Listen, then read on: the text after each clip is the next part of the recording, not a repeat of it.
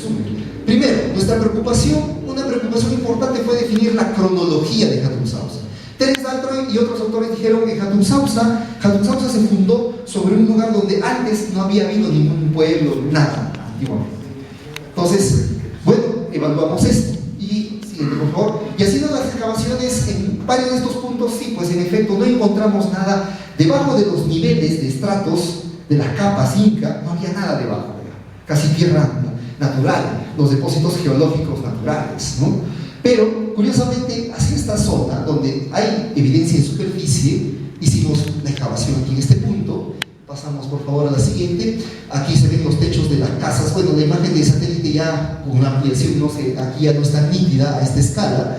Pero, por ejemplo, aquí vemos restos de muros de piedra que algunos colegas del proyecto Capaquian nos decían son construcciones inca. Bueno, entonces dijimos, vamos a ver. Yo personalmente no me sentía muy seguro, me parecían raras para ser incas por cierto tipo de trabajo de la piedra, la disposición de los espacios, etc. Y acá estábamos. Y lo que encontramos fue el siguiente, por favor.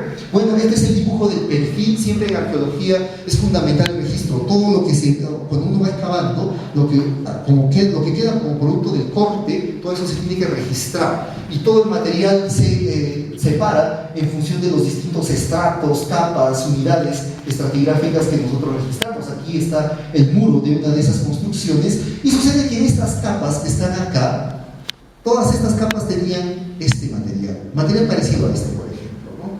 Material vidriado, moderno, ya republicano.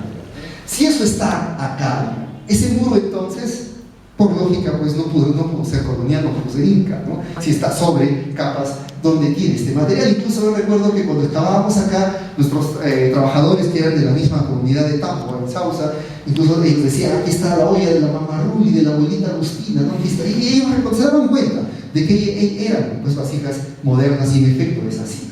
Siguiente, por favor.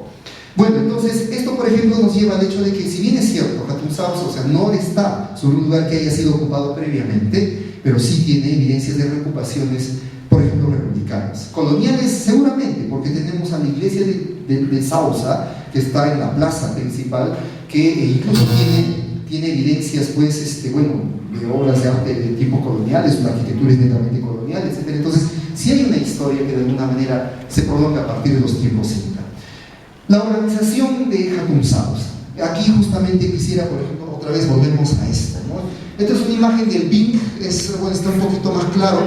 Vemos la distribución del área donde hay evidencias. En color rojo, las paredes que ubicó Terence Daltrey previamente, la proyección de la plaza de Terry Levine. Pero, bueno, sucede, vean, ya aquí una cosa que empezamos a ver es que al hacer los cálculos, este espacio construido de Hatun Sausa por lo menos tiene o debió tener 120 hectáreas de extensión de piedra. Que hay gente cuando hace los cimientos para su casa, tumban la casa de adobe, pues quieren su casa de material noble, entre comillas.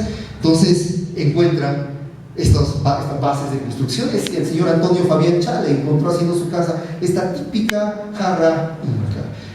Esto viene del jirón 1 de Mayo, que está cerca del puente, ahí en la entradita de Jauja, y esta otra pieza, prolongación Tarapacá, y así, en realidad. Y ahora hace poquito nomás, hace 2 meses, encontraron en el jirón 1, en el distrito de Yauyos, un aríbalo de este tamaño. Pero, bueno, eso me lo contó el maestro Enoch Loaiza Espejo, que es uno de los inquietos, uno de los guardianes del patrimonio en Jauja. Pero sucede que cuando salió el aríbalo, estaba trabajando con maquinaria pesada, y el dueño de la casa dijo, no, pásale encima porque ya va a venir el Ministerio de Cultura y nos va a quitar la casa.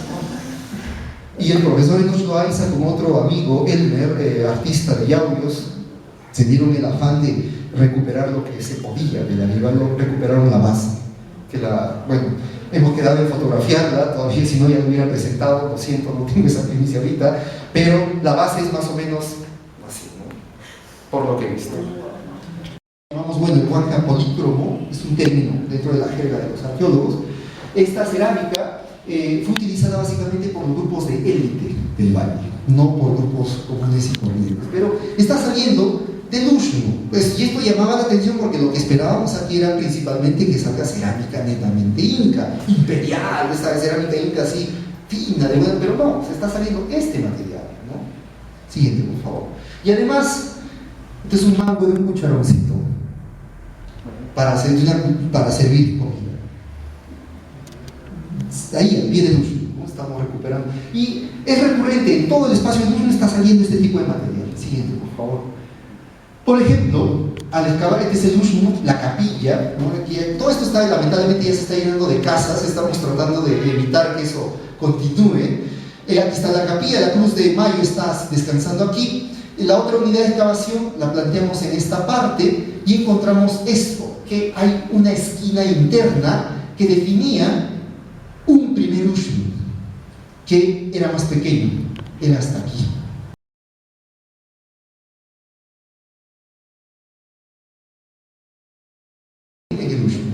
Ya hemos visto, era una plataforma. En la parte superior había asientos de piedra, como el Ushnu de Huanicopampa, es uno de los más conservados, y había también una especie de poza en el centro. Poza, pero que era rellenada no de líquido, sino de grava suelta. Aquí la grava se ha mezclado con el relleno que la gente de Sausa le metió para poder hacer el piso de cemento de su capilla, ¿no? Pero, ¿para qué grava? Todo el Ushnu en realidad está rellenado de grava, pero solo es visible esa grava suelta aquí, en esa poza que se encontraba. Ahí se vertían las ofrendas líquidas de chicha en las ceremonias y los actos que se llevaban a cabo en este punto. Justamente como una especie de metáfora que señalaba cómo es que el Inca, digamos, brindaba, libaba ceremonialmente con todas las fuerzas del orden cósmico de acuerdo a la ideología que los manejaban y a su sistema religioso. Prácticamente el Ushnu era el eje cósmico de todo el universo, y los Ushnu representaban esos ejes cósmicos del mundo inca, de la geografía sagrada inca. Aquí está el perfil de la grava suelta. Sin embargo, acá, en algún momento posterior al abandono del Ushnu, eso lo sabemos ahora, siguiente, encontramos justamente este entierro que Thalía ya nos había adelantado antes, ¿no? En los restos de una persona en medio de este relleno, pero mezclado con cierto material ligeramente posterior, ¿no? Y curiosamente, y otra vez, en el relleno original, cucharas y cerámica nuevamente Huanca, Sausa, ¿no? Cerámica del valle, ¿no? De la gente del valle. Siguiente, por favor. Bueno, ¿qué sabemos ahora de estos restos? Hemos tenido el apoyo de dos profesionales, la antropóloga Jacqueline Palacios y el arqueólogo Daniel Aramburu. Ellos han realizado un peritaje forense y tenemos esta información que nos han alcanzado, ¿no? Obviamente es lógico, se ve aquí cómo es que los restos, había mucha humedad al momento de la excavación y estos restos estaban muy afectados, tenían un rol protagónico mucho más importante del que habíamos visto. ¿Por qué están digamos, hay evidencias de estas élites en el Ushnu, que era el eje cósmico, sagrado, político y religioso, ideológico del Estado Inca? Y ahí hay presencia, o hay indicios de presencia de estas élites del Valle del Mantaro, de los dirigentes antiguos, los Huancas, Sausas. Entonces, hay que reevaluar eso para poder realmente, pues estos grupos tenían un rol muy fuerte, muy protagónico dentro de la administración inca en la región. Ahora bien, hemos encontrado algo que Daltrey no pudo encontrar, y por lo que él decía, no hay evidencias de que en Hatun Sausa había habido producción de bienes para el Estado Inca. Lo estamos viendo, sí hay indicios.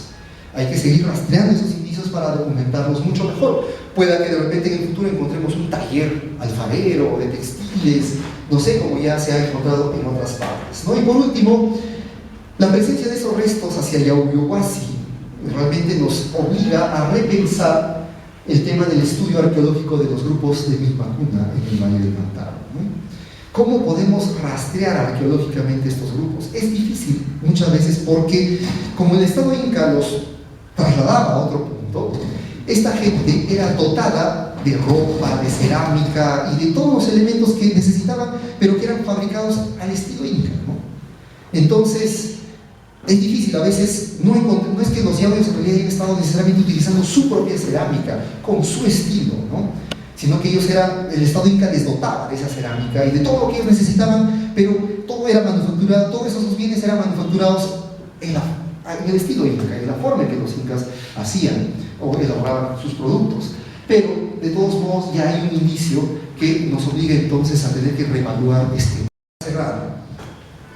En el manuscrito de Huarochirí hay un dato, un testimonio interesante que lo podemos leer aquí, que tiene que ver con esta noción de ver Hatun Sausa también desde el punto de vista religioso, ceremonial, de peregrinaje. El autor del manuscrito decía, ¿no? Él contó de que en un momento determinado, Tupac Yupanqui tenía que enfrentar y sofocar una rebelión. Y dice que él convoca a todas las huacas de Tahuantinsuyo en el Cusco para pedirles ayuda. Y todas estas huacas se reúnen. Pero curiosamente, Pariacaca, y Nevado está acá, ¿no? Pariacaca no va. Y dice, bueno, ¿no? Decide mandar a Macahuiza a su hijo. Y lo manda en su representación. Y Tupac Yupanqui pide a los huacas, les dice, necesito sofocar esta rebelión, ayúdenme.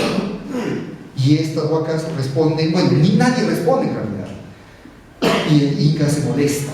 Dice, no, pero yo que les doy tanto, ¿no? Para que ustedes vivan bien, estén bien, ¿por qué no me ayudan ahora que yo los necesito? Y Pachacama se levanta diciendo, Inca, yo no puedo hacer nada porque solo con moverme destruyo todo el mundo y te destruyo a ti. Entonces, no me pidas que yo haga eso. Y ahí se levanta Macahuiza y dice, no, yo te voy a ayudar. Y en efecto, el manuscrito señala de que con el apoyo de Macahuiza, Tupac Yupanqui sofoca esa rebelión, y en agradecimiento, y ahí viene este pasaje, y dice, ¿no? Y desde entonces, en agradecimiento por ese apoyo recibido de Macahuiza, y por mucho tiempo los incas fueron también sus huaxas. Huaxa era un tipo de sacerdote, de oficiante religioso, en Jauja, en Hatun Sausa, donde bailaban teniendo a Macahuiza, hijo de Pariacaca, en gran estima. Esto podría, por ejemplo, hacernos pensar en que debió haber una representación de Macahuiza, y por qué no de Pariacaca mismo en Hatun Sausa. Una razón más para la existencia de este camino entre Hatun Sausa, Pariacaca y Pachacamac. Y seguramente también de Guayayo y de otras huacas. Lamentablemente, pues hace falta más estudios, ¿no? Siguiente, por favor.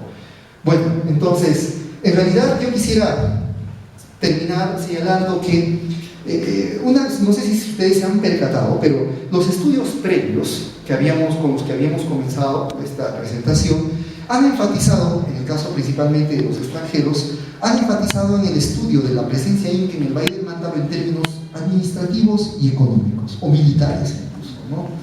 Pero, por ejemplo, hoy en día los estudios inca están dando un giro, tratando de entender la singularidad de la organización del Tahuantinsuyo, tratando de guardar salvedad con las categorías occidentales, y con esto quiero decir que, por ejemplo, es un error pensar que el Tahuantinsuyo funcionó como el Imperio Romano. Las estrategias de expansión, etcétera, y la política y la manera de hacer economía y de las relaciones sociales, todo era una idea diferente, aunque hay elementos comunes también, pero hay muchos puntos distintos, y uno de ellos es pues este de que realmente el peso del aspecto ideológico y religioso fue fundamental dentro del proceso de expansión y consolidación inca, no solo en el valle, sino en el resto del Tahuantinsuyo. El hecho de que Hatun Sausa empiece a ser pensado como un centro también religioso de peregrinaje vinculado a huacas como Pariacaca, por ejemplo, o Macahuiza, ya puede ayudarnos a renovar un poco la visión de cómo es que era, cómo nuestros antepasados, Sausa, Huancas, se vincularon con estas poblaciones, con los incas. Muchas gracias.